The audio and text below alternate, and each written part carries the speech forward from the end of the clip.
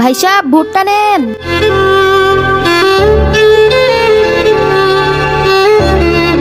ভাই সাহেব ভুট্টাটা নেন।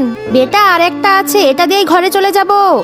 আরে ভুট্টাওয়ালি, তোমার ওখান থেকে একটা ভুট্টা দাও। আরে ভাই সাহেব, এই ভুট্টা আমি বোলবমদের দিচ্ছি, বেচার জন্য নয়। আরে এখন তো বোলবমকে কোথাও দেখা যাচ্ছে না, এটা আমাকে দিয়ে দাও। আর এই যে পয়সা রাখো।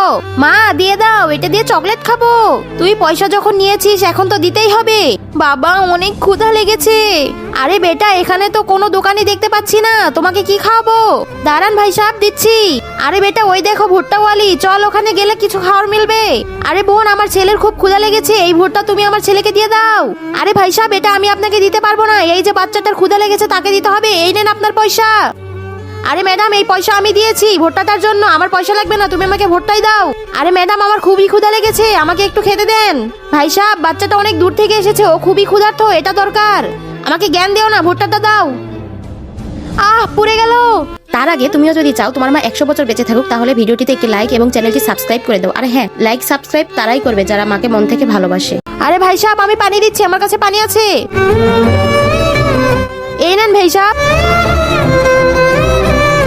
ধন্যবাদ ভাই সাহেব, কিন্তু আপনি তো আপনার খাবার পানি আমাকে দিয়ে দিয়েছেন।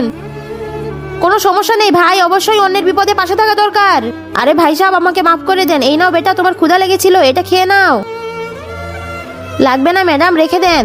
বন্ধুরা, তোমরা কারা কারা অন্যের বিপদে পাশে থাকো কমেন্টে জানাও।